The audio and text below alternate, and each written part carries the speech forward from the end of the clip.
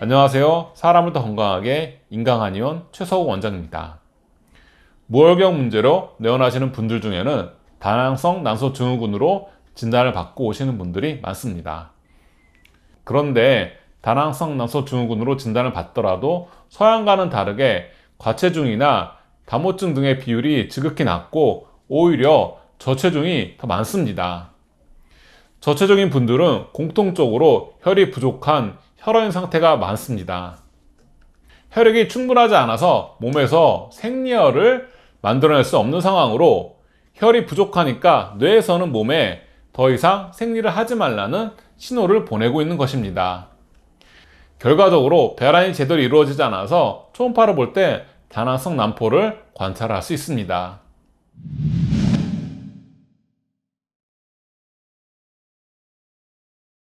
이런 경우에는 보혈하는 약제를 통해서 내 몸에서 쓰일 수 있는 혈이 충분하니까 생리를 해도 괜찮다고 뇌가 판단할 수 있게 만들어 주어야 합니다.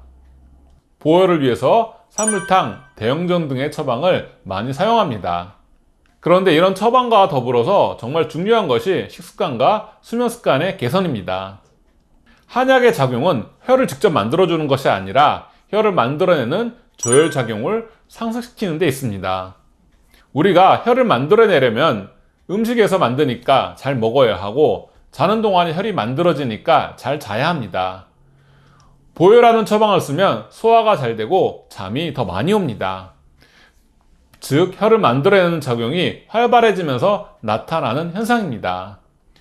뒤집어 생각하면 무월경을 치료하기 위해서 보혈이 잘 이루어지려면 잘 먹고 잘 자야 합니다. 잘 먹는 것은 어떻게 먹는 것을 말할까요? 동의보감에 보면 수곡은 성명의 근본이라고 해서 물과 곡식에서 기운과 혈이 만들어지는 것으로 보았습니다. 그런데 공주 중에 으뜸은 바로 우리가 매일 먹는 쌀입니다. 우리 몸에 제일 좋은 쌀을 매 끼니 빼놓지 않고 먹어야 합니다. 밀가루 음식은 먹고 나면 대부분의 사람들이 소화가 잘 안 되고 가스가 찹니다. 특히 소화력이 약한 분들은 금방 그 현상을 느낍니다. 실제로 초음파를 보면 가스가 많이 차 있는 것을 볼 수 있습니다. 감자, 고구마, 옥수수 같은 구황작물들도 마찬가지입니다. 정작 혈을 만들어낼 수 있는 쌀 대신에 맛 위주로 먹는 밀가루 음식과 구황작물은 보혈의 기회도 놓치게 하고 소화력도 떨어뜨리니 이중으로 손해를 보는 셈입니다. 쌀과 함께 꼭 먹어야 하는 음식은 나물과 같은 익힌 야채입니다. 특히 말린 나물은 진액의 보고와 같습니다. 식물의 진액을 그대로 섭취하니 혈이 재료가 되는 진액의 생성을 돕습니다. 야채들도 반드시 가열해서 조리하면 같은 역할을 합니다. 생야채는 체독으로 위장을 차게 하므로 피해야 합니다. 쌀과 나물, 이 음식을 기본으로 놓고 그 다음에 소고기를 육즙 있게 구워 먹는 것도 좋고 돼지고기를 삶아 먹는 것도 좋습니다. 그 다음에 수면 관리도 중요합니다. 수면 시간은 7시간 이상 권해드리는데 가급적이면 호르몬 분비가 왕성한 시간인 11시에서 새벽 2시 사이에는 잠들어 있는 것이 좋습니다. 한마디로 일찍 자고 충분히 자야 합니다.